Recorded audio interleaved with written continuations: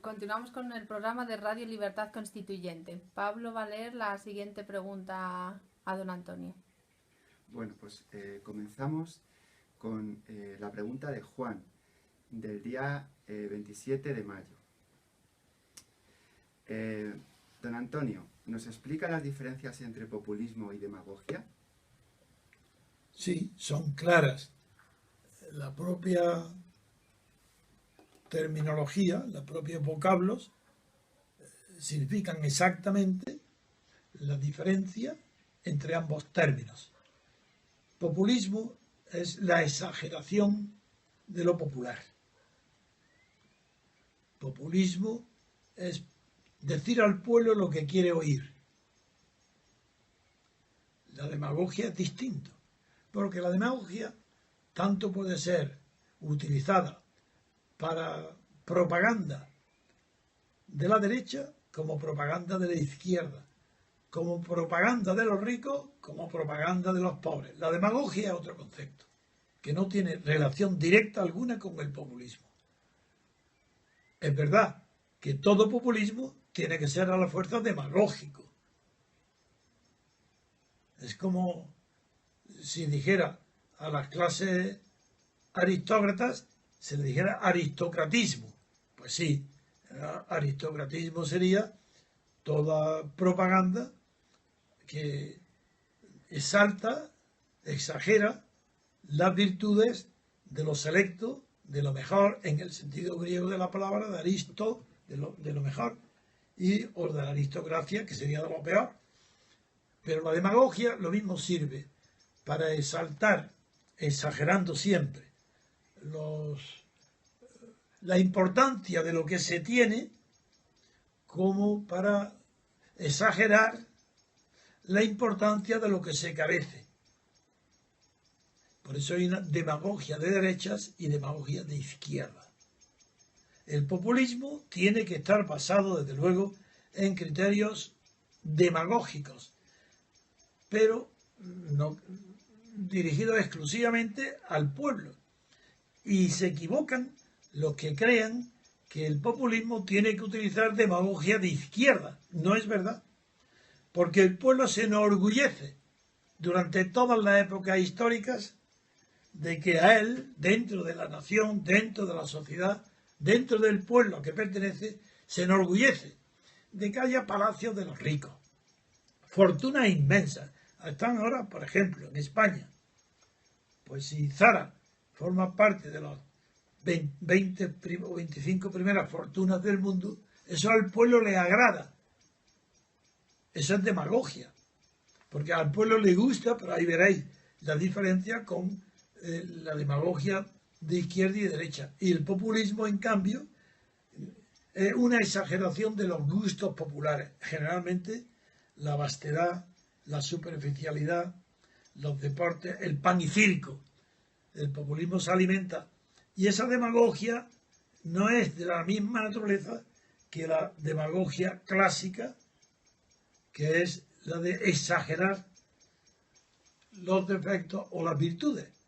Mentir, diciendo cosas que no son reales, pero que exaltan el apoyo, excitan la vanidad de las clases sociales opuestas, según que la logia sea de un sentido u otro. El populismo es un fenómeno muy frecuente cuando las naciones, los pueblos, en su evolución, en su cambio de valores, de costumbres, atraviesan periodos de crisis ideológicas.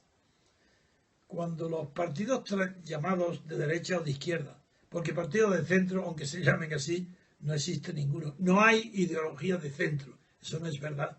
Aunque ahora todos los partidos en España buscan ser centro. Incluso Podemos. Pablo Iglesias ya está buscando, quiere ser partido de centro.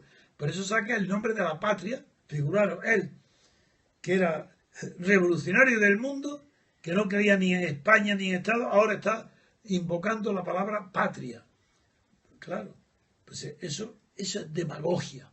Eso no es populismo, porque la patria es un valor populista si hay guerra. En caso de peligro, claro que el pueblo necesita ser exaltado con sentimientos favorables a la defensa de la patria. Pero si no hay guerra, el profesor ni sabe lo que es, ni se entera. No sabe.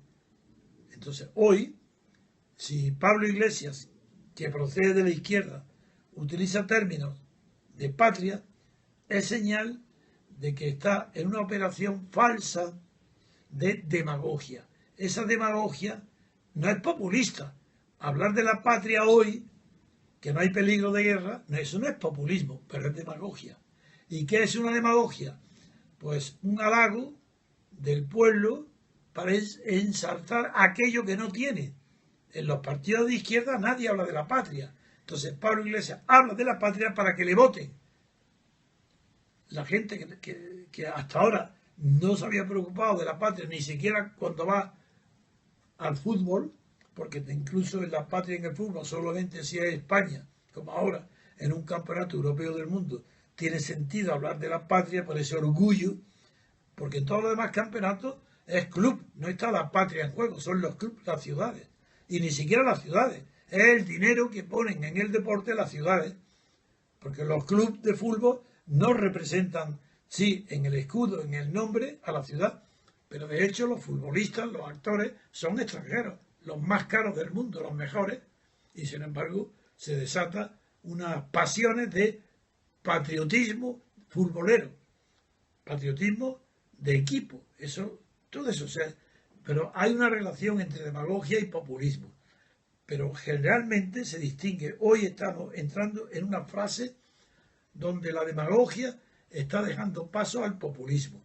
El caso, la transformación de Pablo Iglesias, de salir, y de Garzón, saliendo de un partido comunista, haber empezado con rentas universales, el ultra revolucionario como no hay otro en el mundo, mucho más que Grecia y que Chipre, para que ahora esté hablando de la patria y de los valores tradicionales, para hablar de que él no se dirige a las clases sociales, sino a toda la nación, a todos, como dice Rejón, que son un partido transversal, demuestra que ese partido no tiene más que una sola aspiración: coger el poder del Estado, no de la nación, el Estado, y sacar dinero a través del Estado y dentro del Estado.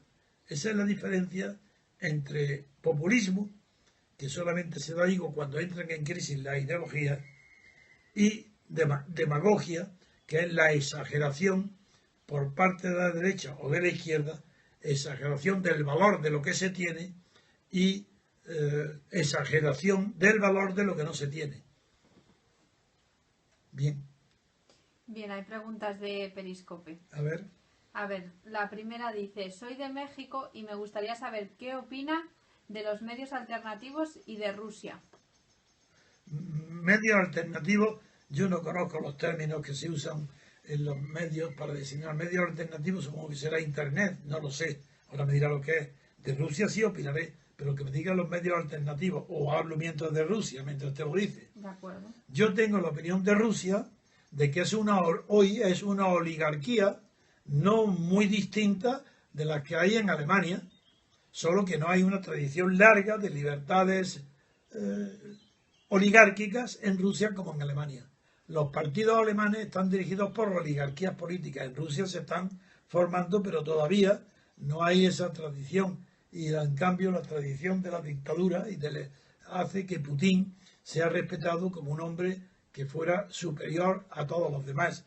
En Rusia deseo lo mejor para Rusia porque está recién llegada a las libertades individuales. Por lo menos en Rusia ha habido una ruptura con el régimen soviético anterior, pero esa ruptura no ha sido producida mediante una campaña de promoción de la libertad política colectiva y un periodo de ruptura de libertad constituyente. Eso han sido una oligarquía en la que lo han dirigido. Pero tengo interés en Rusia enorme, porque Europa no será Europa hasta que Rusia no esté integrada en ella. Y por eso yo defiendo y procuro disminuir los odios ancestrales que despierta Rusia, porque para mucha gente, y empezando por Estados Unidos, que quiere que Rusia siga siendo una Unión Soviética, y no lo es. Bueno, no ha aclarado eso. Entonces, otra pregunta dice: ¿Piensa que es posible que países como China puedan liderar una nueva hegemonía cultural en el futuro? No, hegemonía cultural no, pero que puedan tener una preponderancia enorme en el futuro y que estén influyendo en los asuntos del mundo desde una primera línea, sí lo creo. ¿Por qué en cambio culturalmente no? Porque la cultura, para tener hegemonía cultural, la cultura, las principales manifestaciones de la cultura son la religión y el arte. Esas son las dos. Y China tiene arte maravilloso.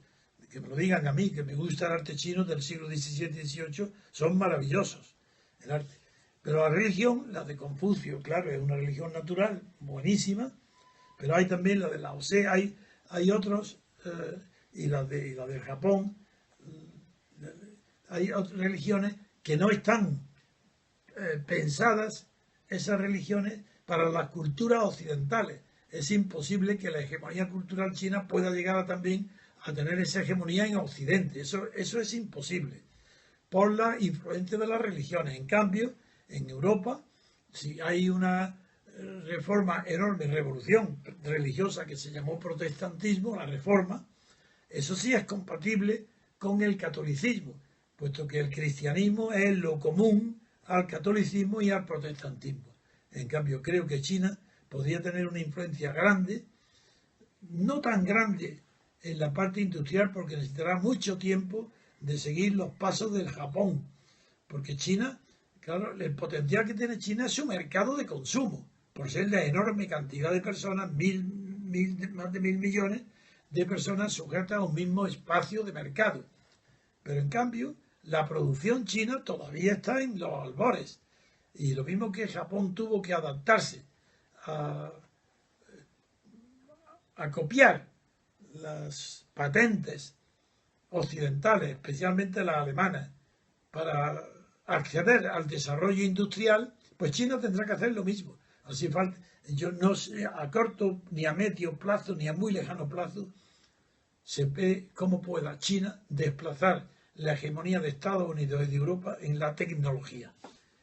Pero, desde luego, en las religiones, en la cultura no, pero en los mercados sí. Y la potencia tan grande de China la da su número, pues que la hace, bueno, va a poner condiciones muy fuertes a todos los países del mundo para acceder a sus mercados. Y luego la creación financiera, son tantísimos los recursos humanos que se van a traducir en recursos financieros, como ya está sucediendo. Así creo que China va a tener delante de sí un tiempo de progreso casi continuo, pero tendrá cada vez más ir aflojando los inconvenientes que se derivan de su dogmatismo, el resto de dogmatismo comunista. Bien, otra pregunta la dice Eric Ro. Dice, ¿y qué diferencia hay entre el nacionalismo y patriotismo? Bueno, del mismo modo que antes hemos diferenciado entre populismo y demagogia, entre patriotismo y nacionalismo hay otra diferencia esencial. El patriotismo es un fenómeno que afecta a todo el tipo de naciones en el mundo cuando están en peligro. A todas.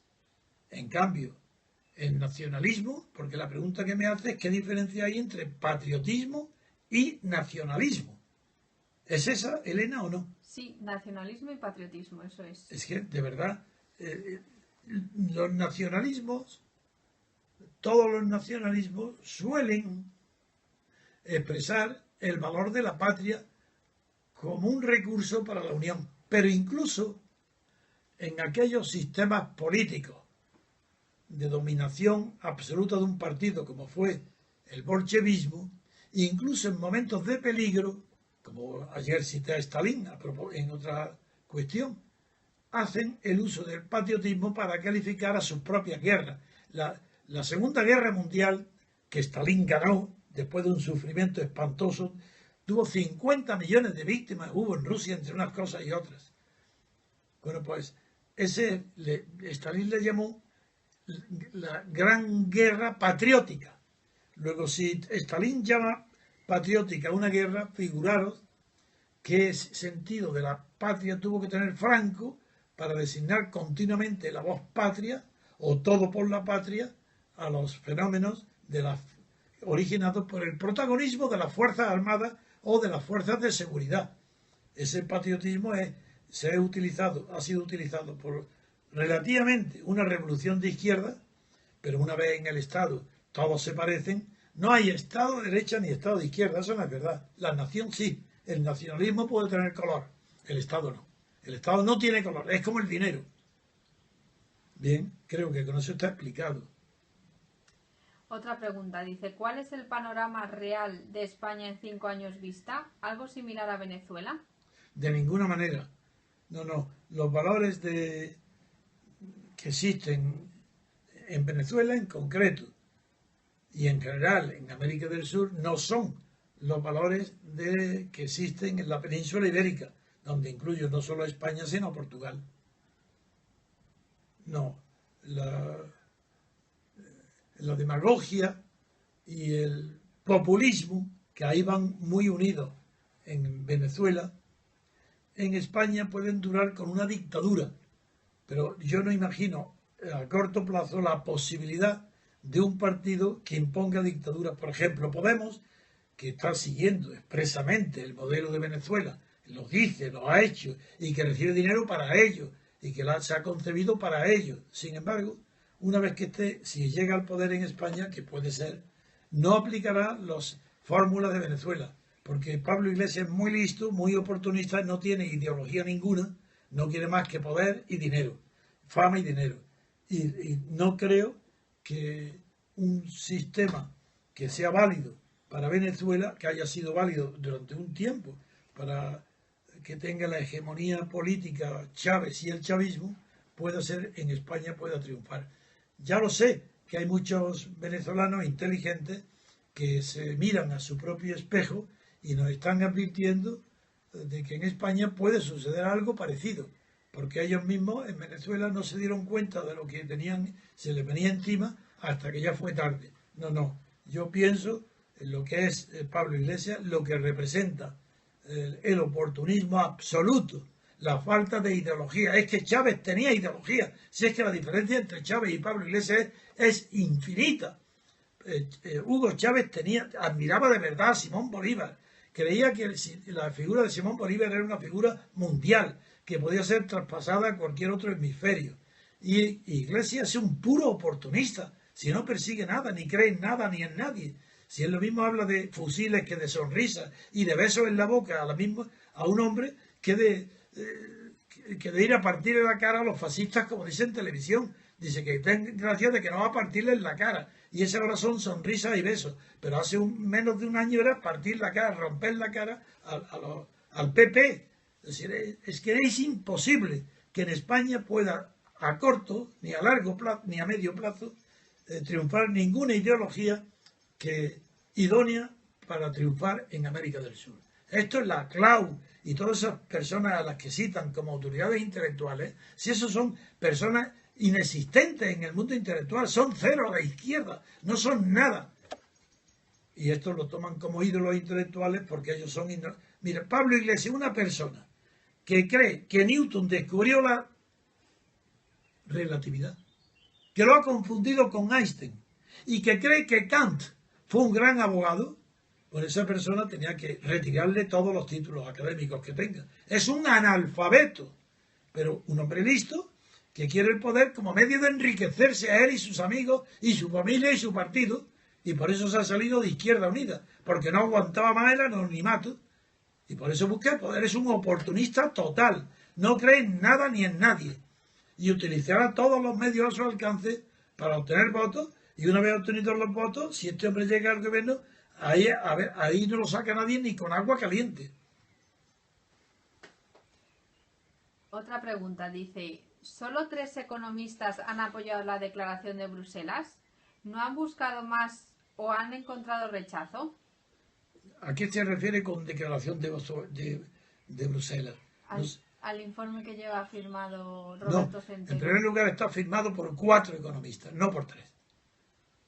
Y luego no ha sido propuesto a los demás porque sabemos que están en los partidos. ¿Para qué proponer a economistas que están en las universidades asustados, viviendo de un partido, de la Unión Europea. ¿Para qué se la va a proponer? Bastante es con que se lleve a 4 firmas y que de ellos firmas, tanto Roberto Centeno como Juan Laborda, que son catedráticos de economía, vengan y me acompañen a Bruselas, den la cara, se sienten a mi lado en la mesa y luego tengan una rueda de prensa con los medios que Dios pido, siendo ateo, que estén allí los medios de comunicación los más importantes posibles, porque estos dos economistas tienen el valor de dar la cara. En cambio, ¿a quién le vamos a pedir, aparte de esos 4, ¿a quién, para qué ir más?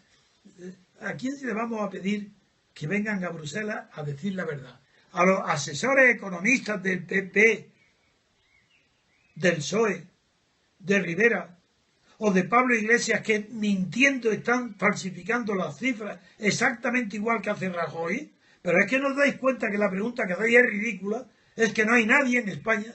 Yo he tenido que pasar años y años y soy la única voz que se atreve a decir la verdad sobre España, políticamente. Y estos economistas, hay 4 que se atreven a decir la falsedad cometida en las cifras de la macroeconomía española. Porque si la cifra del Producto Interior Bruto está falseada, figuraros que está falseado todo lo demás, porque todo depende de esa cifra. Está calculado en función de esa cifra. Claro que habrá otros economistas, no lo sé dónde están, no los conozco. Y desde luego, si existieran, ya estarían ofreciéndose en este programa. ¿Dónde están? Otra pregunta dice: buenos días, ¿qué opina de lo que está ocurriendo en Venezuela? Ya lo he... Bueno, casi le he contestado antes. Bueno, yo creo que Venezuela, después Chávez ha arruinado a su país con la venta de petróleo cuando estaba a precio caro, muy barato, a Cuba y a Evo Morales, a los países amigos. Por razones políticas ha dilapidado la riqueza del petróleo. Hoy el precio del petróleo bajó tanto y aunque ahora ha empezado a subir, que ha producido la ruina de Venezuela. Abandonada otras fuentes de producción, muerto Chávez, le sucede probablemente el hombre más incapaz de los que había a su alrededor. Y eso es un fenómeno que pasa normalmente en todos los partidos políticos y en todos los sistemas autoritarios. Que el que muere nombra al que menos sombra le puede hacer, porque tienen miedo de la competencia o que pues revisen su pasado o su programa anterior. Por eso Maduro, es difícil encontrar a alguien más tonto que Maduro dentro de Venezuela. El régimen está arruinado, las libertades no existen. Mi opinión es pésima sobre Venezuela. Y creo que tampoco hay clarísimo en América del Sur un movimiento que suscite muchas esperanzas. Lo que es verdad es que el triunfo de Macri en Argentina, la pérdida de Fujimori en Perú, pues está la crisis de Venezuela, mucho más que el reconocimiento por Estados Unidos de Cuba. Ese hecho tiene importancia, pero no tanta como se le quiere dar. Están prefigurando un movimiento más conservador, menos revolucionario, pero he de añadir enseguida que la revolución en América del Sur es de boquilla. Allí, salvo en Cuba, ¿qué revolución hay allí? ¿Qué revolución bolivariana hay? Ninguna. Solamente asegurar el poder de un partido, del partido de Chávez. Pero revolución, cambio de estructura, nada. Revolución, o Morales, el indigenismo, eso no es una revolución. Eso es hacer que en el reparto de la riqueza nacional participen con mayor proporción sectores que antes estaban más deprimidos, como podían ser los indígenas. Es que no son revoluciones. No hay cambios en la estructura del poder. No son. En Argentina, el peronismo, ¿qué ha hecho el peronismo? Arruinar a Argentina. ¿Pero qué cambio de poder? ¿Acaso el peronismo ha alterado la jerarquía de poder entre las clases sociales argentinas? De ninguna manera. El rico sigue siendo el rico. En fin, esa es la contestación. Otra pregunta. ¿Habría cambios sustanciales si Trump llegase a presidente? De ser así, ¿afectaría a España? No. En primer lugar, creo que las posibilidades de Trump de llegar a ser presidente son nulas. Una cosa es que la crisis tan profunda del Partido Republicano haya sido aprovechada con bastante inteligencia táctica por Trump, un hombre exagerado, acostumbrado a decir la verdad y a tener éxito en sus círculos pequeños de amigos y de empresarios. Ese hombre, dice, hablando de esa manera en público, ha supuesto como una especie de liberación de las cosas que están reprimidas, que no se dicen en política, y ha tenido un éxito enorme. A partir de ahí, la distancia con Clinton va a ser abismal.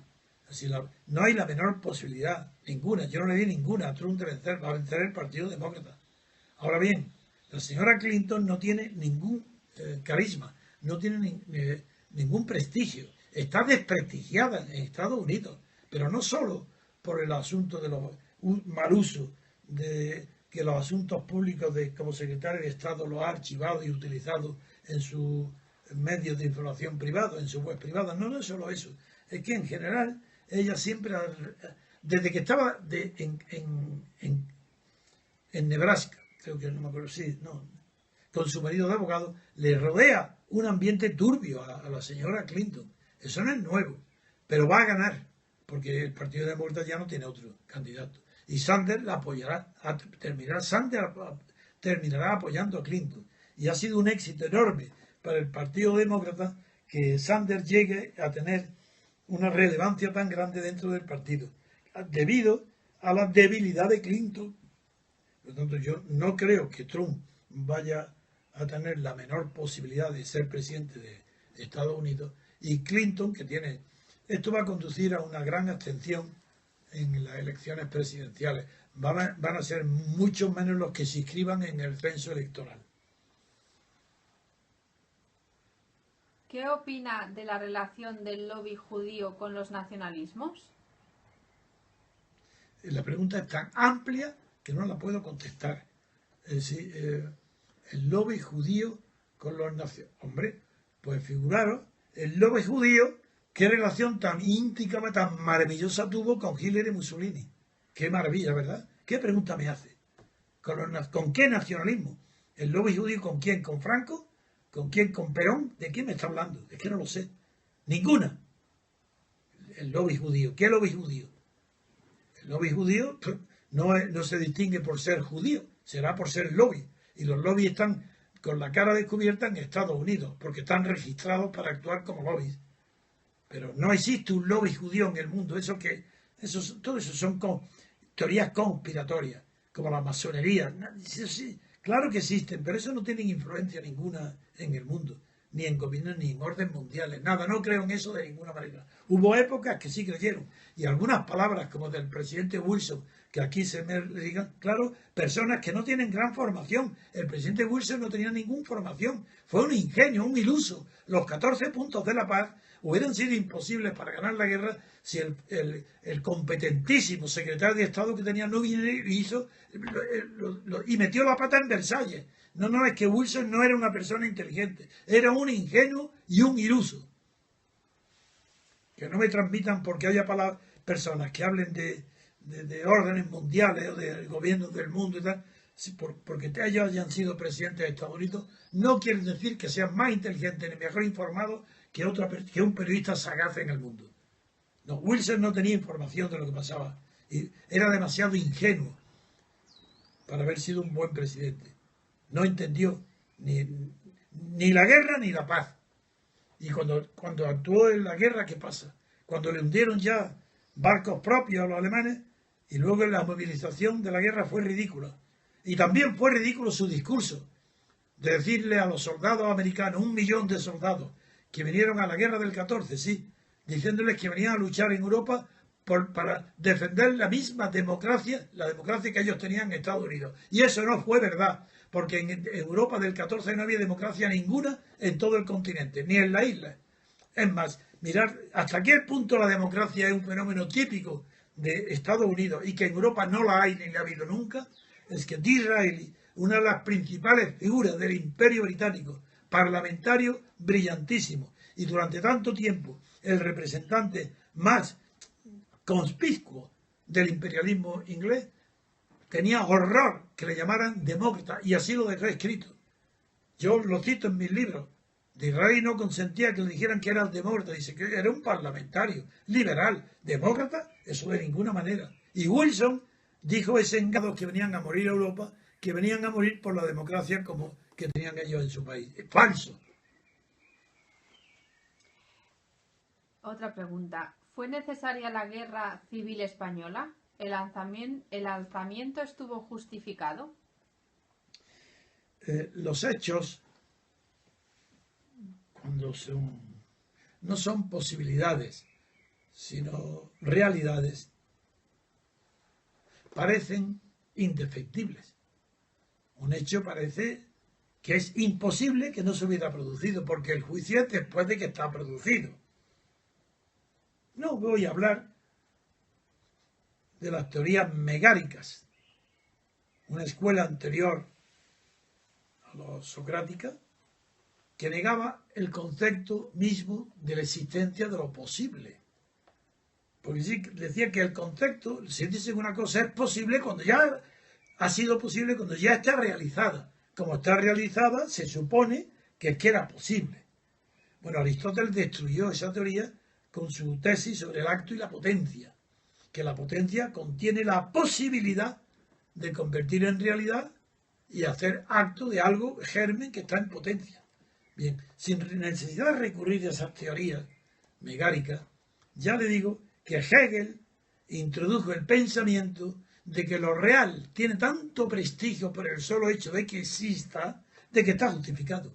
O sea, lo real, por el solo hecho de estar real, impresiona, se tiene respeto.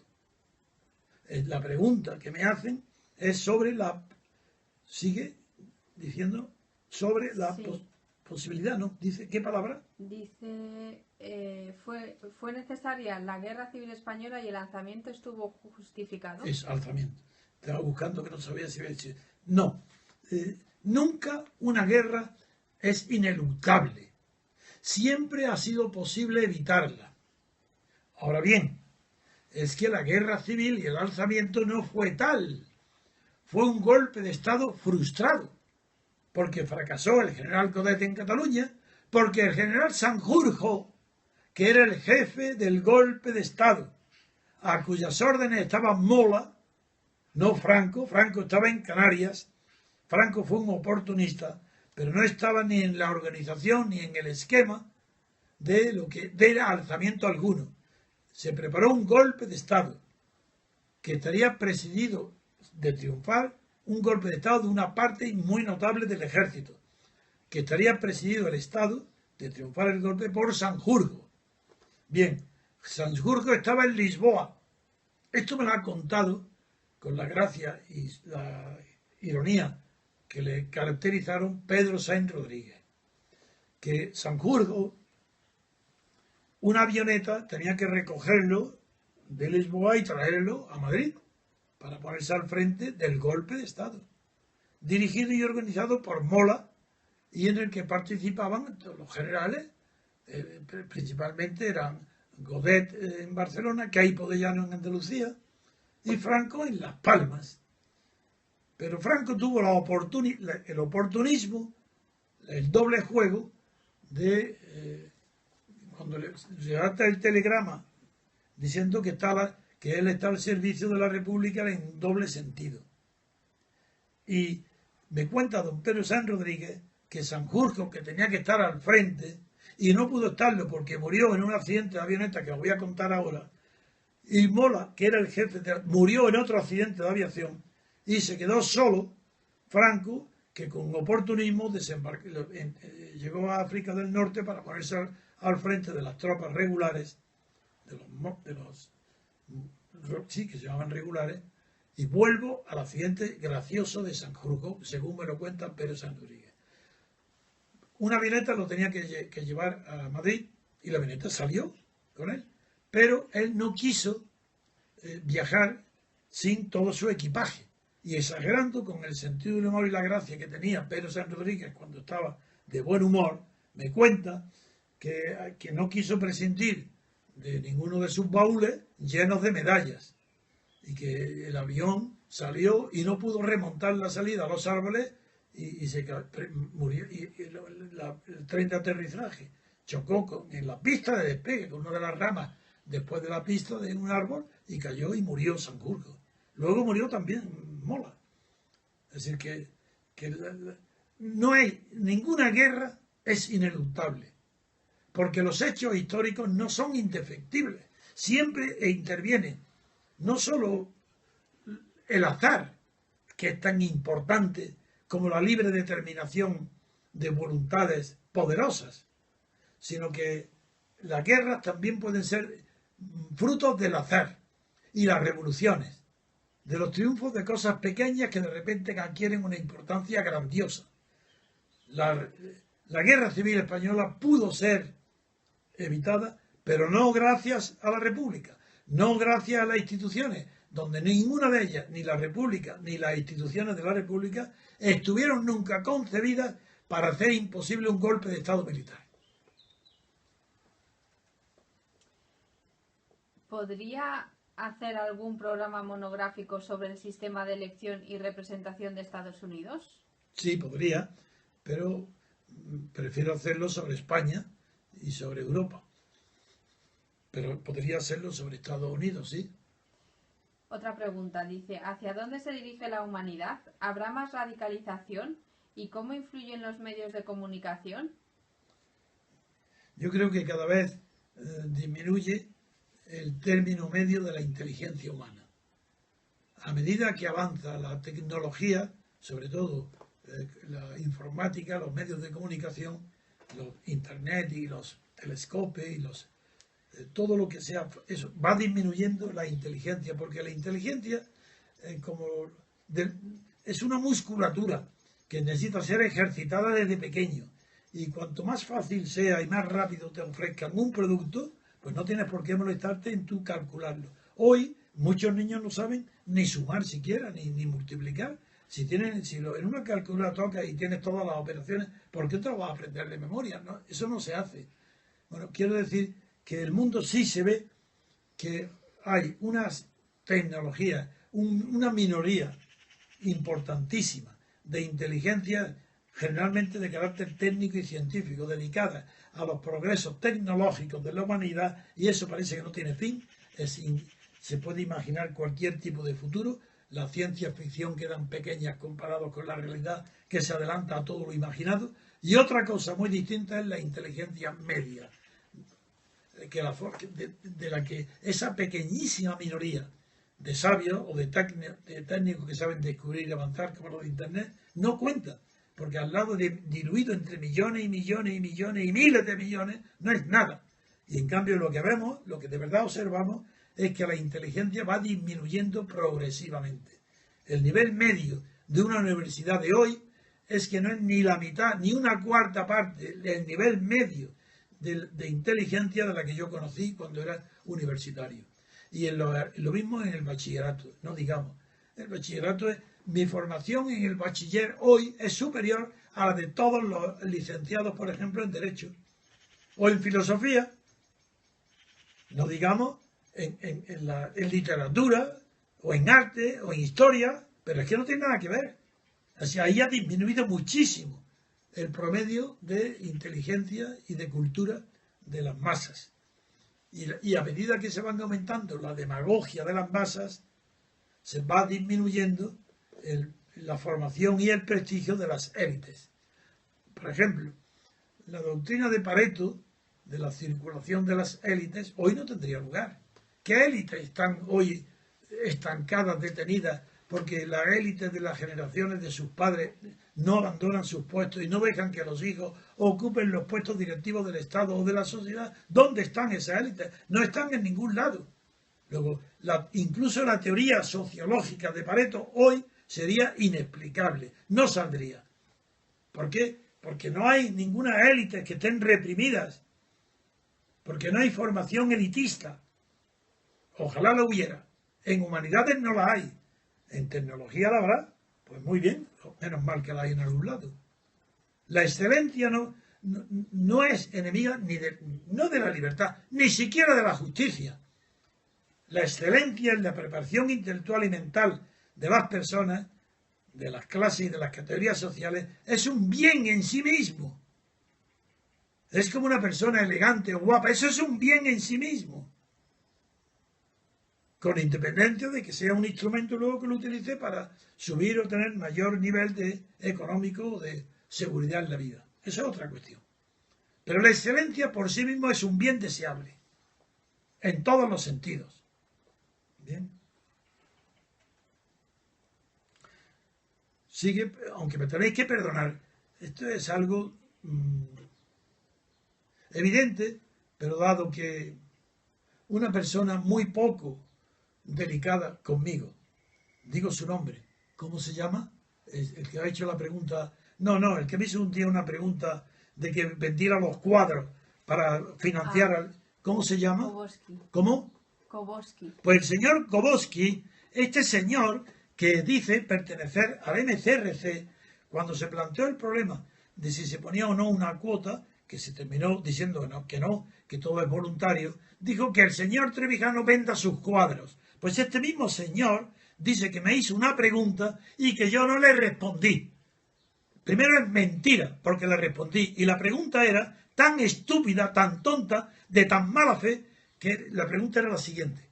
Que cómo podía tomar precauciones para que lo que me pasó a mí con Estados Unidos y con Kissinger, que me apartaran de la primera línea de dirección de la lucha clandestina contra Franco, para impedir que la libertad política triunfara y que no hubiera ruptura, sino que hubiera un pacto con los franquistas.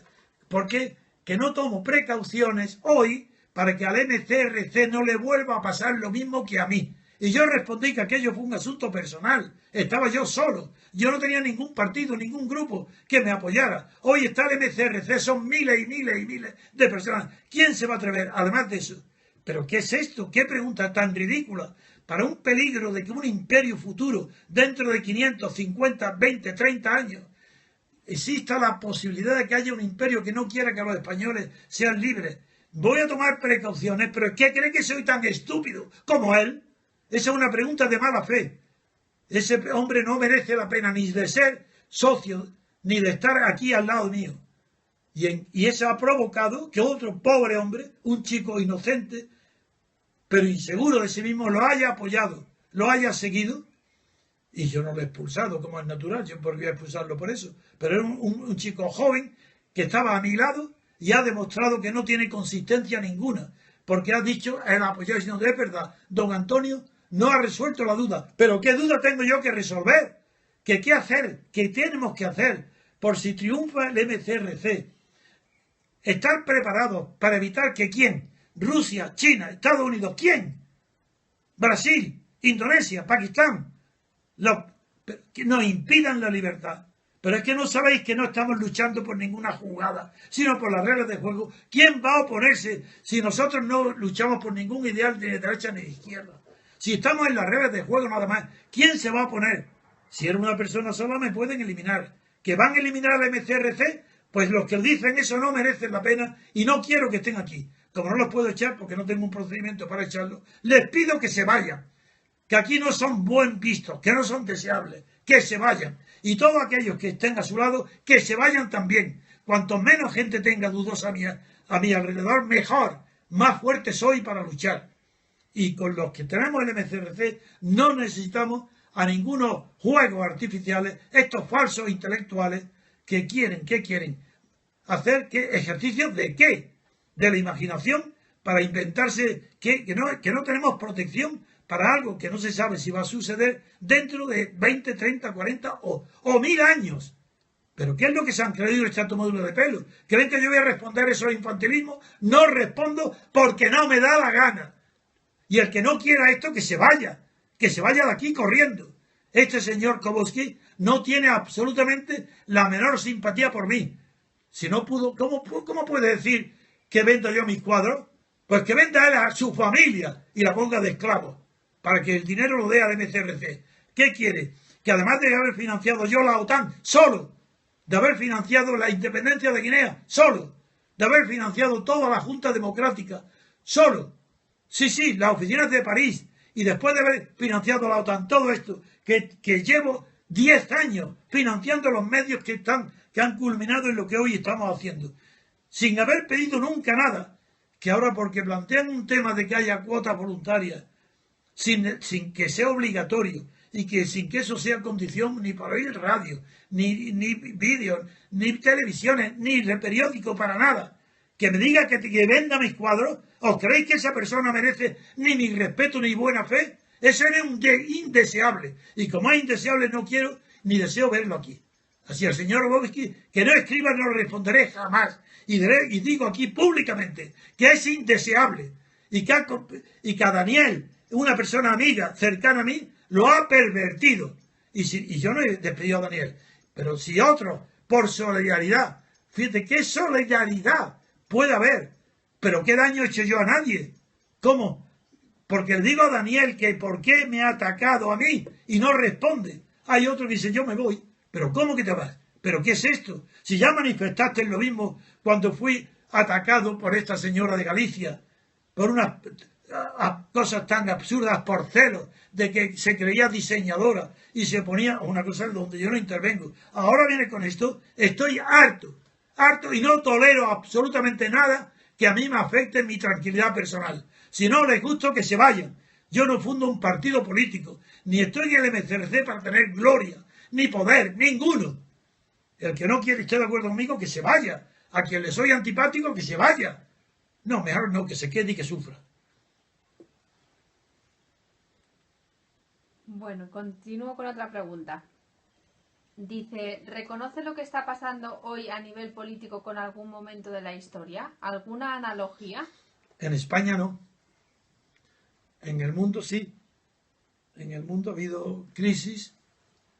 Bueno, es que en el fondo esto es una pregunta que requiere una explicación tan larga que sería a corto plazo. Porque lo que está pasando en España es algo un poco distinto de lo que está pasando en Europa. En España, en Europa hoy están desconcertados por la aparición de Podemos, que es distinta de la aparición de Tsipras en Grecia, que era el Partido Comunista. Eso está digerido. Lo que en Europa no estaba digerido es que un Partido Comunista se tome en serio o luche contra el capitalismo. Eso no. Pues ahora, ¿qué ha pasado en Grecia? La han tomado, la han domesticado, la Comunidad Europea la ha domesticado, y en Grecia ya no hay ningún peligro el Partido Comunista. Pero en España surge una aventura nueva, y es que estos abandonan el Partido Comunista, crean otro partido, empieza siendo revolucionario y termina siendo ni siquiera reformista, sino que acepta la situación y simplemente quiere sobrepasar al PSOE. Figuraros, vaya peligro del PSOE. Así el PSOE, el sostén por parte de partidos denominados de izquierda, de todo el hundimiento de España. Sí, las cifras hay que saberlas. Yo no, porque me molesta tener tantas cifras en la cabeza y lo pido a los que lo saben. Pero en fin, en resumen, voy a decir que si el PSOE, Felipe González, más que el PSOE, nos mete en Europa cuando España era, yo no me meto dentro, España era la octava potencia económica del mundo. Hoy es la 14. Nos mete ahí y sacrifica para homologarse políticamente con Mitterrand, socialista, que no le tenía la menor simpatía a Felipe González, y conozco el tema directa y personalmente. Pues bien, Felipe González sacrifica para que lo homologuen políticamente y entre como uno más por la puerta del club privado de los socialistas europeos, sacrifica la siderurgia española, la industria naval, la industria pesquera y la industria lechera, para que hoy compremos a Francia el excedente de la leche francesa. Esto es el Partido Socialista, el partido de izquierda, ¿verdad? Hunde la economía española y se pone al servicio ¿de quién? De la máxima oligarquía mundial, financiera, sí, de los ricos. No del Slim, todo lo que es riqueza, dinero y rico, ahí está Felipe González. Ese es Felipe González. ¿De qué valía haberlo apoyado la izquierda? ¿Es que creéis que Felipe González hubiera llegado donde llegó si no es por el 23 de febrero? ¿Y qué fue el 23 de febrero? ¿Una trampa? No, fue un fracaso del golpe de Estado que dirigía Juan Carlos, de acuerdo con Gutiérrez Mellado en el ejército y otros generales, para que Gutiérrez Mellado no tomó parte, pero tampoco en contra, para que el general Armada formara un gobierno para ser más fuerte contra ETA, bajo la amenaza a Suárez de hacerlo dimitir, de obligarlo a irse, y formando un gobierno donde entraba Felipe González junto con algún representante del Partido Comunista, Solétura. Tengo toda la información completa, sé lo que estoy diciendo. Yo no tengo teorías ni palabras, hechos. Ahora, ¿qué pregunta me hace? ¿Cómo voy a calcular? A ver, repite, no quiero irme nunca por las ramas. Por eso, venga. ¿Reconoce lo que está pasando hoy a nivel político con algún momento de la historia? Sí. ¿Alguna analogía? Sí, estoy comparando lo que está pasando en España con Felipe González. Felipe González hoy se llama Pablo Iglesias. Es que Felipe González nace en Suren pidiendo depuración de las Fuerzas Armadas, depuración de la policía, nacionalización de la banca, de las eléctricas. Ese es Felipe González. Y al cabo de, no habían pasado 2 años y ya estaba para ser presidente del gobierno. ¿A favor de quién? De la oligarquía europea, española y mundial. Pues con Podemos lo mismo. Para mí no hay ninguna diferencia entre Felipe González y Podemos. Son los mismos personajes, las mismas ambiciones, la misma falta de ideales. Si no tiene, ¿cómo va a tener ideales Podemos, Pablo Iglesias, si pasa de un extremo a otro en el espacio de días y meses y semanas? Si ahora es la patria lo importante. El valor que ha descubierto Pablo Iglesias hoy es el patriotismo. O sea, ¿quién? ¿De Franco? ¿Para que lo voten quién? ¿Los franquistas? Yo no lo sé. ¿Por qué se usa el deporte para hacer política? ¿Por el poder mediático u otros intereses? Es que son preguntas demasiado abstractas. A mí me gustaría sé la respuesta a todo eso, pero requiere mucho tiempo. Eso no son preguntas que se puedan responder enseguida. Hacerme preguntas más directas. Eso, pues claro que el fútbol. En el fútbol, ¿de qué? Hay que empezar a distinguir el fútbol de tercera, segunda y primera. Dentro del fútbol de primera, los grandes clubes, Barcelona y Madrid, Atlético, y que son ricos, muy bien. Los demás no son tan ricos y lo pasan mal para mantenerse en sus divisiones. Y dentro de los clubes ricos europeos, claro que sí, son clanes que tienen influencia en la política, pero no son preguntas para mí. Esas son preguntas para periodistas que saben contestarlo mejor que yo. A mí preguntarme cosas más profundas que esas. Eso es como pan y circo, eso es coliseo. Es divertir a los pueblos para que te voten. Bueno, yo no estoy para esas preguntas, de verdad. No, yo os tomo a vosotros en serio. Hacer vosotros lo mismo conmigo. ¿Aglutinaría usted a personas y organizaciones fuera del MCRC hoy, como hizo con la Junta? Sin duda ninguna. Sin duda ninguna. No me importaría ni vería su pasado, pero vería si es sincero su aportación para una conquista de la libertad. Pero no miraría su pasado. Pero vería si ya son leales y francos en su conversión al presente, en su lucha para el futuro. Y si eso me ofrecía confianza, claro que me asociaría con ellas, para abrir un periodo de libertad constituyente con todo el grupo que esté dispuesto a ello, sea político o financiero, bancario o empresarial, me da lo mismo, o mediático. Me aliaría, por ejemplo, hasta con El País, hasta con El Socialista, si yo viera que eso era real, que no eran fantasías. ¿Puede considerarse la persecución de la República Constitucional de izquierdas? No, es revolucionario. De izquierda no, porque la República Constitucional es una conquista para la izquierda y para la derecha, como le sucede a toda revolución auténtica. Eso es revolucionario, porque su objetivo es la libertad, no es la igualdad. La República Constitucional es revolucionario respecto al valor de la libertad política colectiva y, en consecuencia, para todos los derechos individuales y para todas las libertades personales. Pero en cuanto a la idea de justicia social, no entra en ello. Esos son ya los gobiernos que se formen. Y yo no tengo ninguna apetencia ni edad, bueno, no la he tenido nunca, de formar parte de ningún gobierno. Eso a mí me aburriría. Yo no soy un administrador.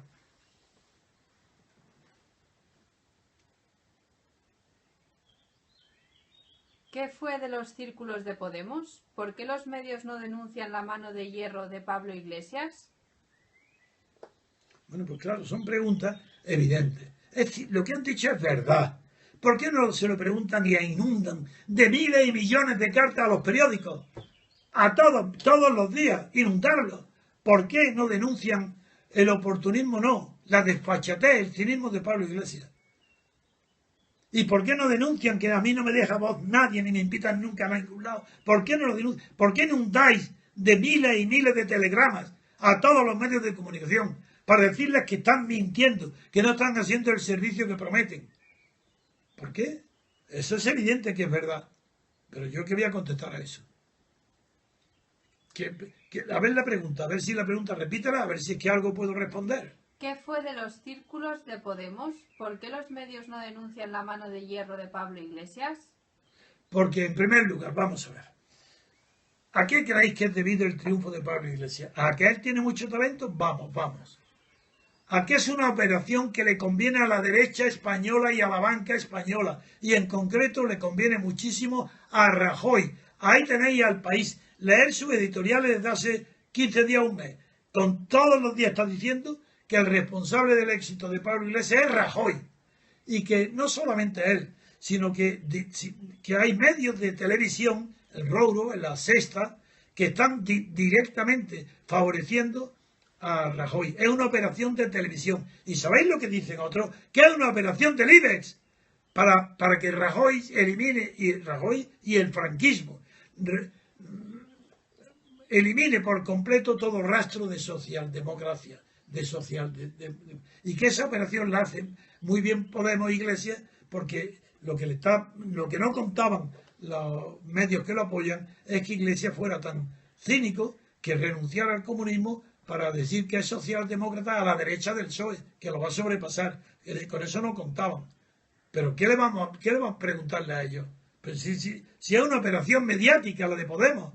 Si no veis que es que todos los días, a todas horas, lleva 2 años que no hay más que la figura de Pablo Iglesias. Pero no os dais cuenta que eso sería imposible que sucediera con ninguna persona que en España defendiera la libertad, la honradez, la denuncia permanente de la corrupción, el que dijera cualquiera verdad. No tiene acceso a los medios. ¿Por qué lo tiene Pablo Iglesias? Porque es una peonza, un peón más del sistema de corrupción español. ¿Por qué se habla de transición en España si lo que hay es un gobierno impuesto por Franco? Sin duda ninguna, la palabra inventada. La palabra transición, la prueba de que es inventada es que no se sabe cuándo empieza la muerte de Franco. Aún no se sabe cuándo ha terminado. Todavía no ha terminado. La prueba que no está terminada es que aparece Pablo Iglesias. ¿Está dentro de la transición? Claro que sí. La transición es una palabra inventada de propaganda, porque implica transición de Franco a la democracia. Como no hay democracia, la transición es mentira. Porque yo, en lugar de eso, empleé la palabra ruptura democrática del franquismo. Tenía que haber una ruptura de verdad, es decir, una ruptura moral, económica, política y mental con el franquismo. ¿Se ha producido? No. Entonces, no hay transición.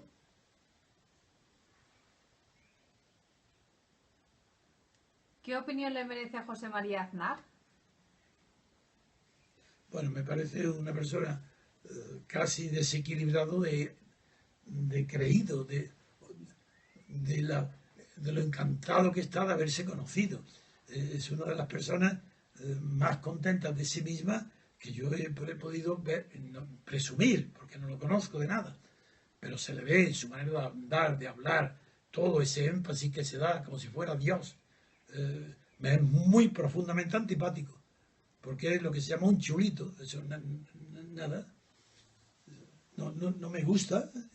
Es un franquista. Consideraba a Franco que era poco de derechas. Si Fraga, conozco sus orígenes, y era de extrema derecha, y sigue siéndolo, pero ya no lo puede decir. Don Antonio, ¿considera una evidencia de la mentira democrática el decretazo contra el Toro de la Vega? Uy, no, eso no. Es que son de verdad preguntas que no me agradan, porque El Toro de la Vega es una salvajada. Y no merece estar en las primeras páginas de los periódicos. Es una salvajada que el alcalde del pueblo la tiene que suprimir y nada más. Y nadie es que se entere, nadie, darle importancia nacional a esa salvajada. ¿Cómo perseguir a un animal? ¿Cómo va a ser eso? Es una cultura de la barbarie, de los malos sentimientos, del mal gusto. Y no se tenía que hablar de eso nada, ni un segundo. Eso no es propio de un pueblo civilizado. Ni la fiesta del toro, ni la condena del toro. Eso es un asunto localísimo, de un minuto se resuelve. Eso no merece la... ¿Cómo va a ser eso? Si es asunto nacional, es señal que España está perdida. ¿Cómo sería el proceso de un cambio de costumbres en España? Uy, por Dios, es que me hacen preguntas de verdad. El hecho de hablar de cambio de costumbre, figuraros, es una contradicción en los términos. Para cambiar algo, tiene que haberse un principio de ese algo y un final para saber si ha cambiado o no. Y la costumbre, por definición, es algo que no tiene principio, no lo recuerda. ¿Cómo va a haber cambio? Yo no puedo corresponder de verdad esas preguntas, que sus propias palabras, la definición, indican que son mal hechas. Una costumbre es una cuestión de tiempo. Claro que se llama costumbre inveterada cuando no recuerda el tiempo, o costumbre inmemorial, no. ¿A qué costumbre se refiere y de cuál? ¿A la franquista? Pues antes de la franquista había otras costumbres que se repitieron durante el franquismo. Y hoy las costumbres del franquismo continúan. Pues claro que continúan, menos una. La corrupción es una costumbre nueva. Esa con Franco no existía. Hubo algunos casos de corrupción, pero individuales.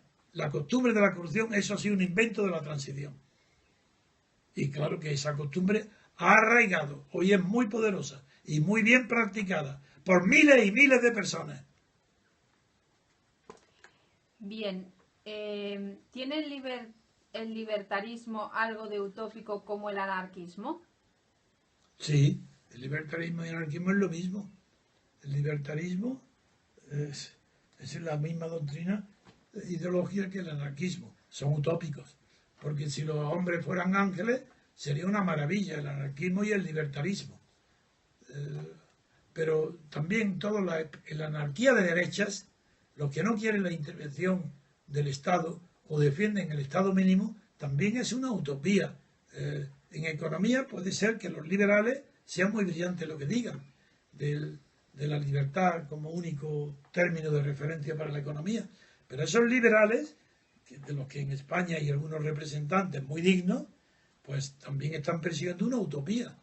Así el liberalismo y el anarquismo son utopías, son irrealizables, son impracticables, porque una cosa es el mercado mundial, otra cosa es el mercado nacional o cosmopolita, otra cosa es el mercado de las clases medias, otra cosa es el mercado de las clases pobres y de los países agrícolas. Es que el mercado depende de la dimensión que tenga. Y a esa dimensión no le pueden corresponder la misma ideología liberal. Hay asuntos que sí podrán ser liberalizados, pero hay otros asuntos que es muy difícil, pueden ser realizados mediante la libertad que defienden, por ejemplo, los partidarios del Estado mínimo. Porque si admite algo, por mínimo que sea, justificativo del Estado, ya está el comienzo del final.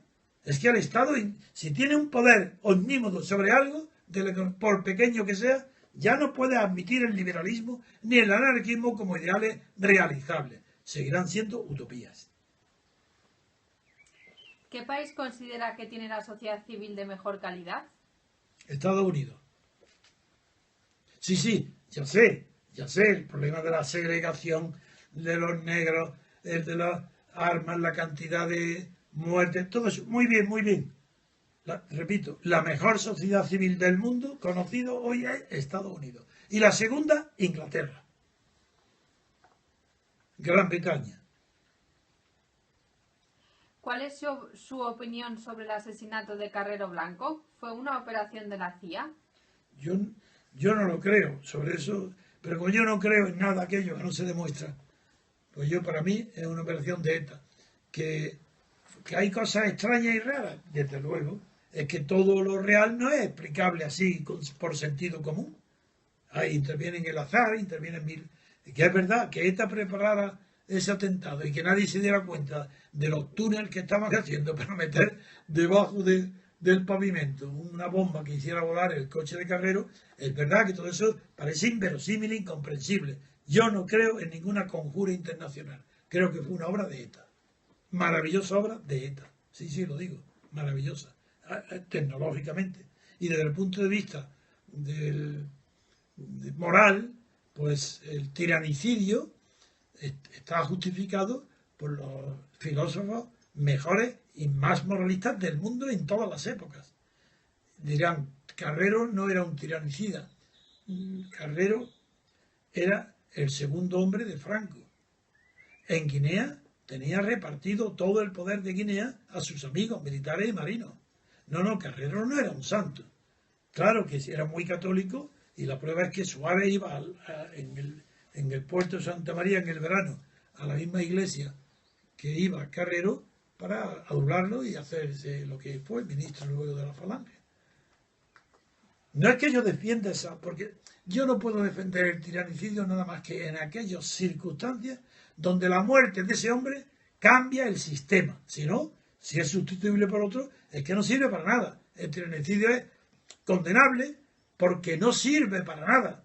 No porque sea el hecho de matar a un tirano me repugne. No, lo que me repugna es que no sirve para nada.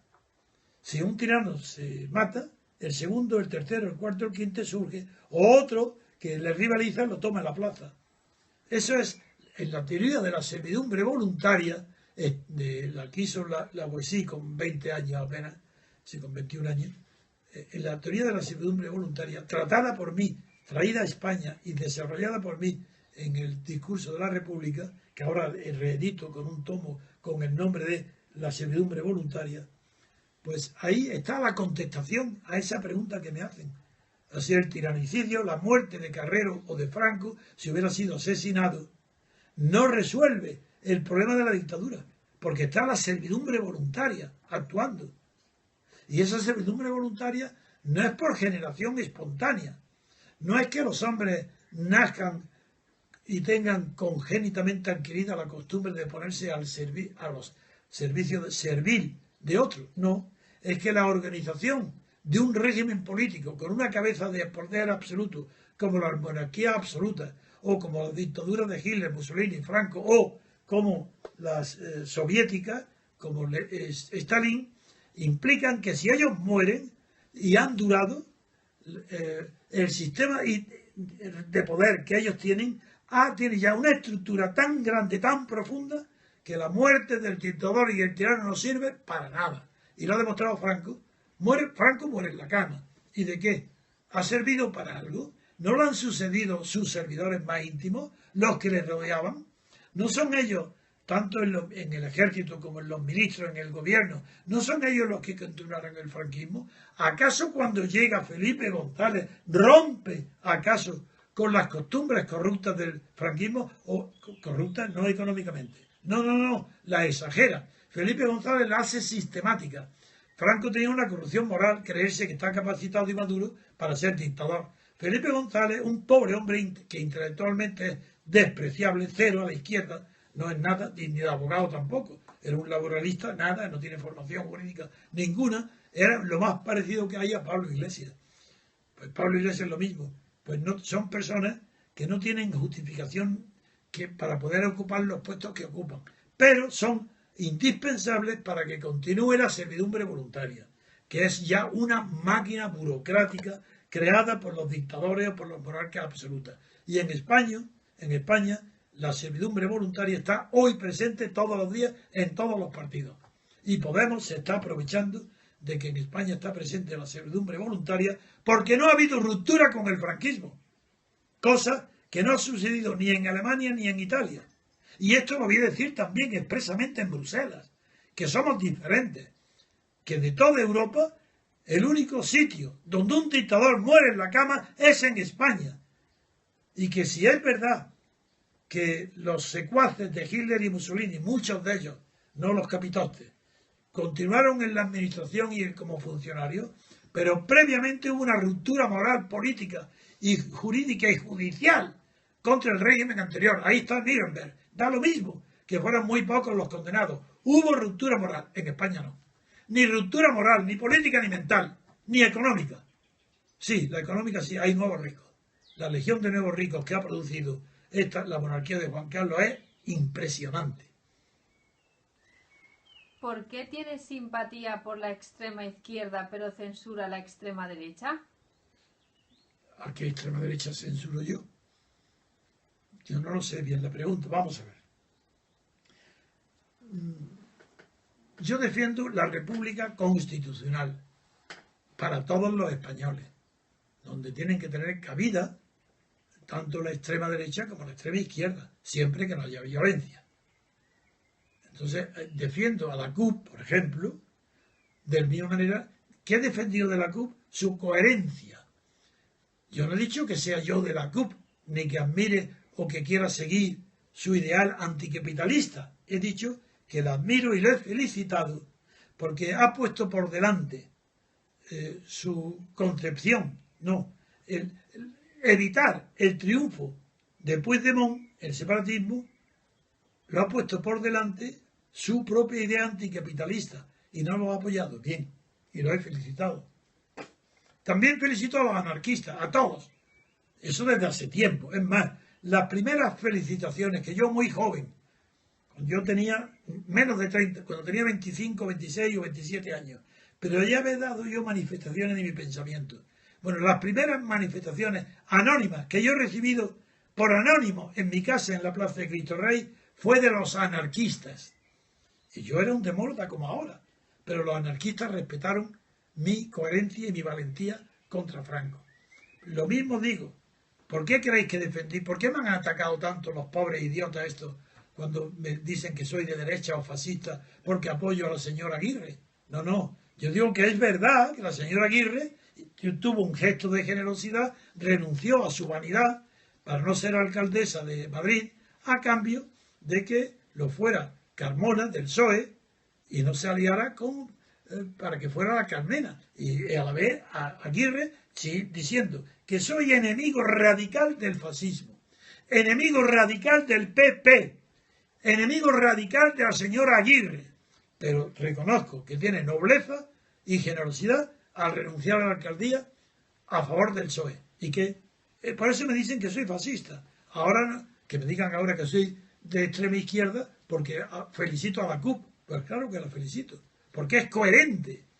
Ya lo sé, que ahora comete la incoherencia de que está apoyando también a la independencia, la CUP, y está abucheando, por ejemplo, a Ciudadanos, a Rivera en Barcelona. Pues lo condeno a la CUP por haber abucheado a Rivera. Y la felicito por haber dejado tirado en la cuneta a Puigdemont en su proceso de independencia. Eso es coherencia, soy coherente. Y admiro a quién, a todo el que tenga nobleza ideal. El que luche por lo que cree que es cierto y lo que él piensa. Odio la hipocresía, la mentira, pero no el que dice la verdad. Y yo respeto a la extrema derecha, respeto a la extrema izquierda. ¿Qué tiene que ver eso? Y desprecio a la socialdemocracia. Desprecio al que no es nada. El que no tiene pensamiento para nada. El que se acomoda a todo. Al oportunista lo desprecio. Y al que tiene creencia en algo, lo respeto. Aunque sea enemigo mío, pero lo respeto. En cambio, el que no cree en nada, a la socialdemocracia la desprecio. Sé que no tienen una bofetada intelectual ni moral. No son nada. Y el ejemplo de ello es Felipe González antes y ahora Pablo Iglesias. Son unos oportunistas porque no los respeto. ¿Por qué Europa mantiene a España bajo estrictas sanciones económicas impidiendo su desarrollo? Desconozco a qué sanciones se refiere. Segundo, hay otras sanciones a Grecia que han sido visibles. Y luego Europa no está obsesionada con impedir el desarrollo de España. Los españoles sí que están entusiasmados con votar a quien impide el desarrollo de España. Ejemplo, Felipe González, que arruinó a España para entrar en el mercado común en condiciones de igualdad. Para ser el respetado por Mitterrand, que no lo era, porque eso lo conozco directamente. Pues Mitterrand no le era nada simpático y despreciaba a Felipe González. Felipe González fue apoyado por la socialdemocracia alemana. Él, sobre todo Willy Brandt, que parecía, bueno, era su niño preferido. Helmut Schmidt también como seguidor de Willy Brandt. Pero Francia, Mitterrand no se fiaba nada de Felipe González. Y sin embargo, bueno, pues él ha sido el niño mimado del socialismo, se ha aprovechado de eso y mirar qué carrera tiene hecha. Un hombre de Sevilla, un mal estudiante de Derecho, sin ninguna brillantez profesional, ninguna. Y sin embargo, se viene a Madrid y a base de mentiras y demagogias de izquierda, se hace con el partido, renuncia al marxismo en una maniobra para que lo llamen y luego se hace con mayoría absoluta por el fracaso del 23 de febrero, sin lo cual hubiera sido imposible. Ha sido favorecido Felipe González por el azar, como está siendo favorecido también Pablo Iglesias, apoyado por los canales de televisión de ultraderecha, ultracapitalistas. Esos son los que están apoyando a Pablo Iglesias. ¿Qué opinión tiene de González Fernández de la Mora? Bien, esta es una persona que la conocí bastante bien. Es muy respetado por Dalmacio Negro. Yo tengo de él una buena opinión como intelectual, pero no le doy una categoría universal. Su obra más conocida, que fue El fin de las ideologías, no es tan original como él dijo. No porque el crepúsculo de las ideologías fuera posterior, sino porque hay otras obras anteriores que ya venían diciendo lo mismo. Sin embargo, era un hombre honesto intelectualmente, tenía una buena preparación, siempre inclinada hacia la cultura procedente del catolicismo. La cultura de la izquierda la ignoraba por completo, pero era un hombre inteligente y coherente. Fue ministro de Obras Públicas con Franco y ese trabajo suyo lo quiso ensalzar teóricamente, alabando lo que él llama un ideal que es el estado de obras. Y claro, el estado de obras, por mucho intelectual que sea Gonzalo Fernández de la Mora, jamás podrá justificar o hacer olvidar que el estado de obras quiere decir un estado que hace pantano y electricidad, pero de ahí eso no puede ser base de ninguna fuente de justificación ni de la dictadura ni del franquismo. Pero me era un hombre que no me era personalmente, me era simpático. Cuando me encontré con él varias veces en televisión, siempre mostró un extremo respeto por mis teorías. Sabía que yo era distinto, sabía que era enemigo radical del franquismo y de él, pero siempre tuvo respeto por mí. Entonces, y era un hombre inteligente y culto, pero no tenía ningún conocimiento del pensamiento de la izquierda. ¿Es posible que conviva patriotismo e ideas de izquierdas? ¿Patriotismo y ideas de izquierda? Sí. Sí, a condición de que el patriotismo se aplique en caso de guerra o de peligro de guerra. Si no es que no viene a cuento el patriotismo. Es como la penicilina. Porque la penicilina, si tiene una infección peligrosa, pues es indispensable. Pero no vas a tomar penicilina cuando no estás enfermo. Pues el patriotismo es igual. Si no hay peligro alguno para la patria, el patriotismo es ridículo, impúdico, absurdo. Es una extravagancia. Es no tener vergüenza. Y exhibir patriotismo, ¿por qué? No tiene sentido. Pero si la patria está en peligro, como hoy lo está, no por guerra, mucho peor que guerra. España está casi destrozada ya por los separatismos. Claro que hay que ser patriota y es una virtud. Y no hay que tener ningún complejo, ni de derecha ni de izquierda, pero estaría bueno. Yo soy español. Si soy español, ¿cómo no voy a ser patriota de España cuando veo que Cataluña está y no hace nada el gobierno central? Cataluña está a punto, que quiere separarse de España y nadie hace nada. Pues claro que es compatible el patriotismo con cualquier ideología, a condición que no sea extemporáneo. Cuando el patriotismo es extemporáneo o inoportuno o a destiempo, es ridículo. Es como un matrimonio que vayan presumiendo uno a otro de amor. Ya se supone. Si no, no estaréis casados. No lo hagáis en público. Pues lo mismo, el patriotismo no hay que hablar de él. A no ser que, claro, si hay guerra, pues, o hay peligro de que se está desintegrando España, entonces hay que hablar de patriotismo. Pero mirar qué patriotismo de Pablo Iglesias. Saca la patria al mismo día y al mismo tiempo que apoya la autodeterminación de Cataluña. Es decir, está reconociendo ya otra patria. Cataluña es una patria y el resto de España otra patria. Ese es Pablo Iglesias. ¿Puede definir según su criterio a Henry Kissinger y su papel en la historia del siglo XX? Sí, es un hombre que ha sido nefasto en la historia de Estados Unidos, aunque fue catedrático, el profesor en Howard. Su rival Brzezinski es muchísimo, no lo digo ahora, antes de que Kissinger hiciera todo para eliminarme de la política, antes yo leía a Brzezinski. Y es verdad que en Suiza, que estuve unos cuantos días tratando de establecer alianzas desde Suiza con partidos italianos, y nos citamos allí contra Franco. Y ahí leí las memorias, me acuerdo en el Hotel Intercontinental, un tocho enorme. Pues eran ridículas, revelaban que era un hombre muy ambicioso, pero mediocre, no tenía concepción del mundo. Y el que fue luego secretario de Estado posterior a Brzezinski era mucho más inteligente. Yo lo respetaba y lo escuchaba más que a Kissinger.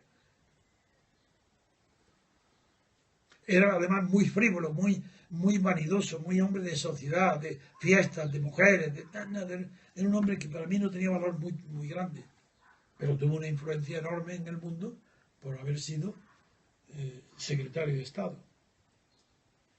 ¿Sería la República Constitucional una democracia real? Por supuesto.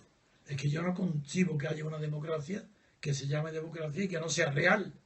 Es que el tema de la democracia es que toda la cultura de izquierda en España y en Europa, como no la conocen la democracia, la han confundido con la democracia material, que también le pueden llamar real, aunque no, esa palabra se emplea para la democracia material, que es aquella sistema que concede a las clases débiles unos estatutos y unos financiamientos superiores a los de otros países. Por ejemplo,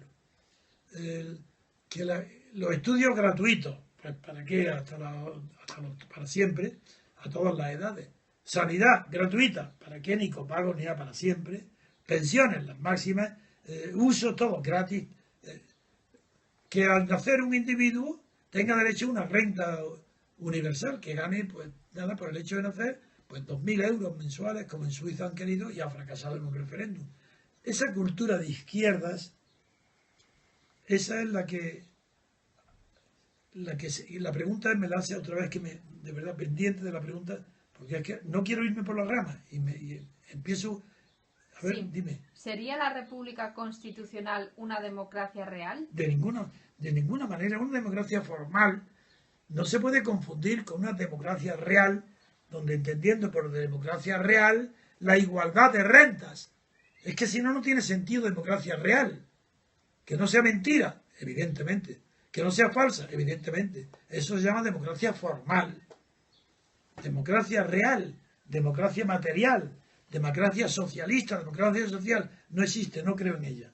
Yo defiendo la libertad política colectiva como base de todos los derechos y de todas las igualdades personales. Y dentro de la igualdad defiendo la igualdad de oportunidades, que es la que fundamenta la igualdad de derechos. Pero lo que no puedo defender es ni rentas de igualdad, ni tampoco sistemas de igualdad que atraigan a un país todos los pobres del mundo. No lo defiendo. Pero no lo defiendo no porque mi corazón sea insensible, sino porque es utópico, es imposible. España no se puede, por ejemplo, convertir en el refugio de África. Pues no, tiene límites. Entonces hay que regular los inmigrantes que pueden venir para tener derecho gratuito a usar gratuitamente la sanidad pública, por ejemplo, la seguridad social. Pues entonces hay que limitarlo. Y eso no implica que no consideren la igualdad. La igualdad personal, por supuesto. Igualdad de derechos, por supuesto. Igualdad de derechos religiosos. Todo. La igualdad, pero de oportunidades y de derechos. Nunca igualdad de resultados. Igualdad de resultados, no, rotundamente. Porque es imposible. Es demagógico, es mentira. Y pues yo no miento ni soy demagogo. Digo las cosas por su nombre. Libertad, en cambio, es posible la libertad colectiva total, y que esa libertad colectiva es la que funda las libertades individuales y en consecuencia los derechos individuales. ¿Es el fascismo peor que el comunismo?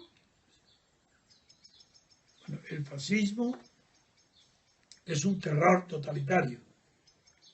El comunismo hasta ahora, tal como lo hemos conocido desde Stalin, era otro terror totalitario, lo que son igualmente dos horrores totalitarios. Pero el comunismo de Lenin no me da horror. No digo la práctica, cuando leo sus libros, no. En cambio, leer Mein Kampf me da horror. Pues veo una diferencia. Pero en cuanto a régimen político de poder, totalitario, tan horroroso es el de la igualdad comunista que el de la igualdad totalitaria de un Estado que se sobrepone a todos los individuos. ¿La nación española ha muerto de una sobredosis de estatalismo?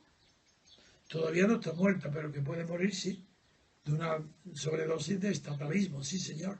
Estatalismo es lo que hay en Cataluña, en el País Vasco, es lo que asoma por todas partes, en Galicia, en Valencia. Estatalismo, quieren estados todos, nadie quiere naciones. Si no están enamorados de su nación es mentira. Lo que quieren es estados estatalistas, ser policía, agentes de policía, ejército, ser todos jueces de sí mismos, un estado propio. Pues cantonalismo. ¿Ha cambiado el español medio de la posguerra si lo comparamos con el actual? Sí, muchísimo. Veo diferencias grandes. Si es así, ¿en qué? No existía clase media en la República. La clase media era muy débil. Franco ha creado la clase media. Esto no tiene nada que ver con la ideología. Basta conocer la estadística y la distribución de las poblaciones para saber que la clase media se ha creado como tal fortaleza con Franco. Y esa clase media está perdiendo otra vez el poder. ¿Por qué desde Europa no se presiona a España para su reindustrialización y mejora social? Pero si es Francia la que se aprovecha de Francia y Alemania y Holanda, los que se aprovechan de los regalos que le hace Felipe González, que a cambio de ser reconocido como un partido igual que los alemanes, le entrega, renuncia el poderío industrial que tenía España, como lo he citado antes, en los sectores tan claves como la pesca, la ganadería, la siderurgia. Pero si eso es que ha sido lo contrario. Si España ha pasado del 8 al puesto 14 del mundo por la cobardía, la cesión y el cambalache de Felipe González, que vendió a España a cambio que le homologaran como partido político europeo.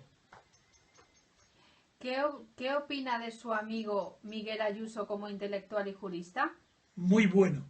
Como jurista no lo conozco, pero como intelectual y como persona seria, persona afable, educada, profesor, oratoria, extraordinaria, una de las personas que mejor habla de las que he conocido, incluido todos los catedráticos que he conocido muchísimos y muy buenos. Pero claro, él tiene una ideología que en el fondo es contradictoria, porque él es carlista. Entonces resulta un poco raro que sea carlista siendo un hombre tan inteligente, no porque el carlismo requiera personas incultas o poco cultas, no, sino porque el carlismo no es compatible ni en el pasado, ni en el presente, ni en el futuro, con una idea liberal del Estado español. Hablo del Estado, no de la nación española, porque Miguel Ayuso ahí sí tiene una cojera, un vacío intelectual por no conocer tampoco bien la cultura de la izquierda. Le pasa pues lo mismo que le pasa a Dalmacio, como lo que le pasa a Pedro San Rodríguez, lo que le pasaba a Gonzalo Fernández de la Mora. Todas las personas más inteligentes y cultas que yo conozco, de que tienen posiciones de derechas, y la tiene también Ayuso, no conocen la cultura de izquierda. O sea, no han estudiado, no digo a Carlos Marx, es que ni a ninguno de los grandes filósofos y pensadores de la izquierda, que son muchos, no solo del marxismo, sino de otras procedencias y de otras filosofías distintas. Pues no tienen, y Miguel Ayuso tiene esa laguna, que él no conoce bien las doctrinas filosóficas de la izquierda, ni las teorías materialistas también defendida la dialéctica por la izquierda hegeliana.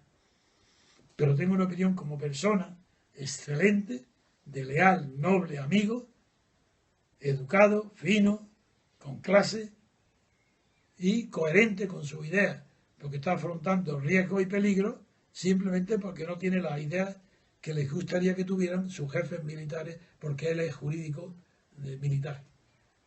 Bueno, 2 preguntas más. Dice, ¿qué le espera a España con un PSOE desarmado, un PP estúpido y Podemos... Un momento. ¿Qué le espera a España con un qué?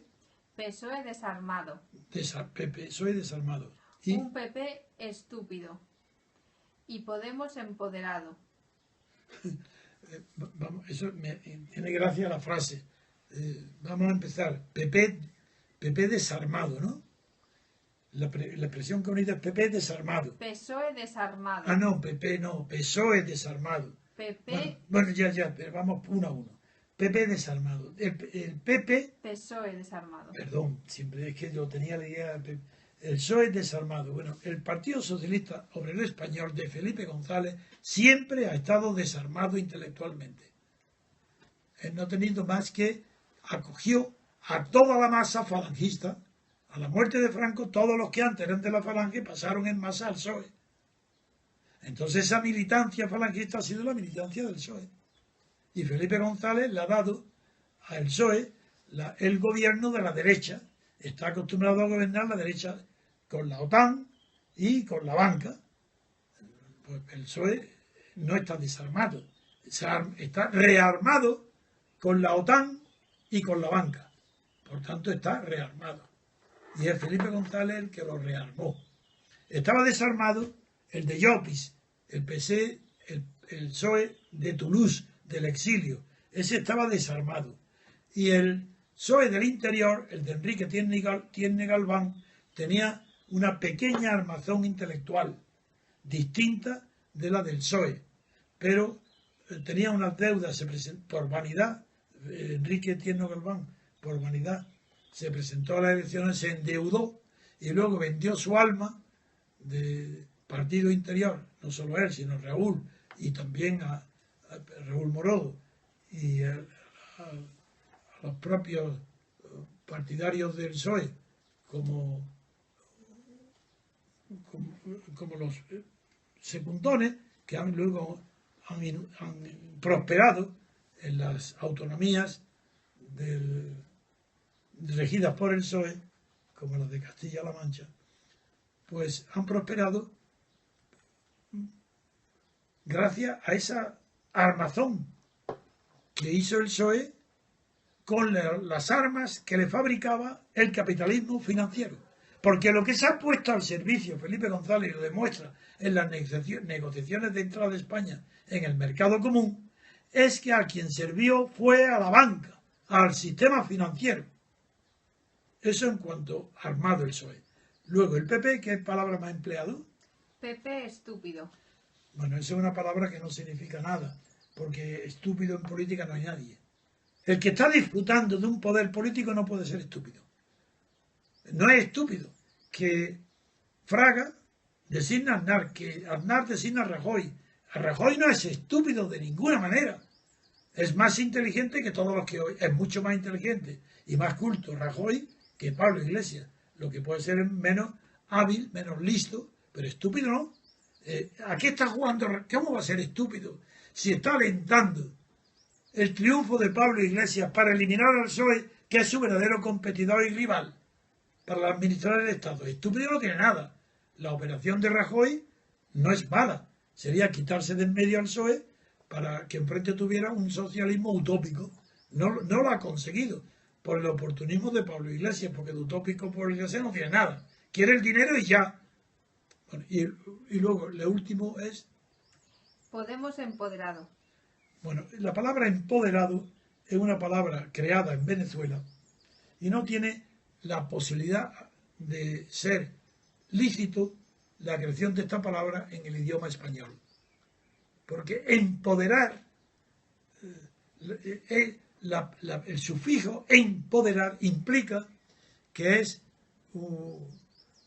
implica que haya alguien antes que empodere.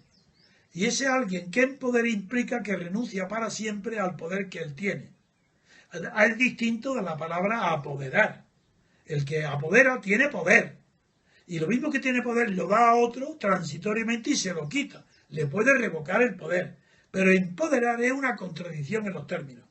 Eso no puede servir para designar ninguna idea ni algo sustantivo. Porque empodera es dar poder para siempre a algo, meterle poder dentro de él. No se lo puedes quitar después. No es revocable. Entonces, ¿quién tiene ese poder aparte de Dios? ¿Quién puede empoderar? Nadie, salvo Dios. Porque el que da poder puede quitarlo. El que empodera ya no puede quitar. ¿Quién va a ser tan idiota de que el poder que tiene, dárselo a otro de manera de que lo empodere y él renuncie al suyo? Esas son palabras inventadas en el vocabulario suramericano de Venezuela para engañar al pueblo y decir que está empoderado ¿quién? ¿El pueblo? ¿La gente? ¿Qué significa eso? Eso es ridículo, absurdo y de personas muy incultas. La palabra empoderar es incompatible con la palabra apoderar. ¿Por qué Pablo Iglesias no diferencia entre el asilo político y la inmigración ilegal? Yo no conozco a Pablo Iglesias, ni Pablo Iglesias ha escrito ningún libro, ni un folleto digno de ser leído. Yo no conozco a Pablo Iglesias nada más que por lo que de vez en cuando le oigo decir en televisión o en algún periódico, una portada. Pero yo no soy especialista en Pablo Iglesias, más saber que es un oportunista que no cree en nada. Eso lo deduzco porque cada semana, cada mes o cada año cambia radicalmente de criterio y de lo que dice.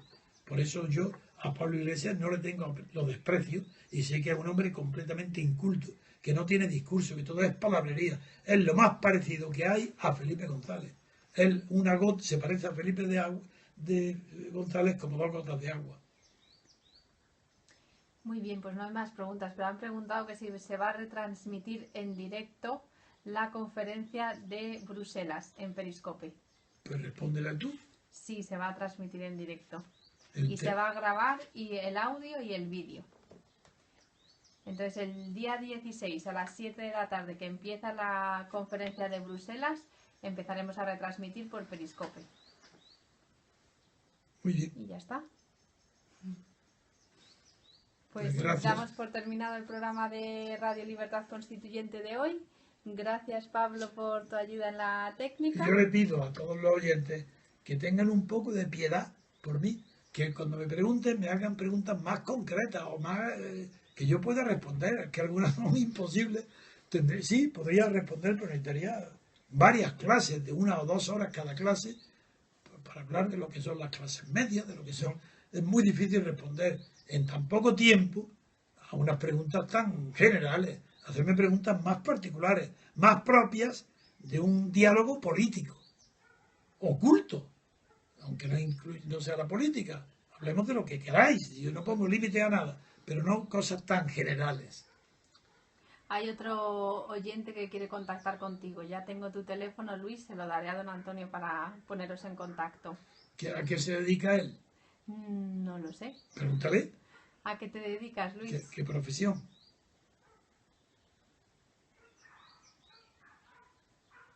Bueno, no contesta, si no ya hablaremos. Arquitecto. Uy, qué maravilla. Sí. ¿Ha terminado ya o no? No, ahora ya lo... ¿Está estudiando? No lo sé. Bueno, pues bien, de acuerdo. Sí, está estudiando. Pues venga. Bueno, pues hasta mañana. Muchas gracias a todos. Pues adiós y hasta otro día. Yo quería recordar la retransmisión a través de radio y Periscope del tercer programa de Abstención Activa hasta la Libertad Colectiva, el miércoles 15 de junio a las 8 horas, con Dalmacio Negro y don Antonio García Trevijano. Y este mes queda el jueves 23 a las 8 horas también, y como invitado a don Luis Miguel González de la Garza y don Antonio García Trevijano. Y el sábado 25 a Gabriel Sánchez Ferral, Dalmacio Negro, Luis Miguel González de la Garza y don Antonio García Trevijano. Pues muchas gracias, queridos oyentes.